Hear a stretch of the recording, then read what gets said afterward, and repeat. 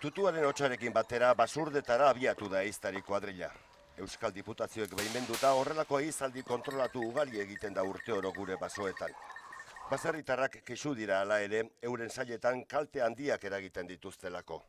Kalte horiek oso nabarmenak dira Tolosaldeko Belardi eta Artazoroetan. 10 hektarea baenitu nahi da, 200 tonela da harto ensilatzeko ideakin, eta 61 tonela da galdu dizkigu.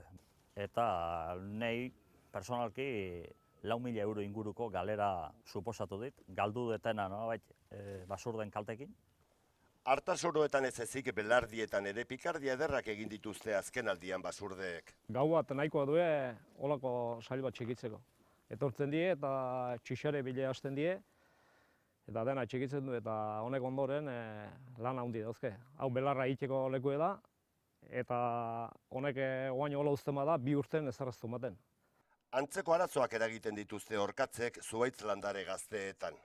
Dauzkagu 3 saile eta 1.500 bat landare, eta aldatu ditu batzuk 3 aldize, sail batzuk, eta alare puntak eta gainea batetik hostoak eta gero azalak entzen diote. Eta orduan landareak ez du balio. Gu dauzkagun datuak ere dia gehiago dagola, orkatza asko hilo dela eta basaurdia ere hilo egin dela.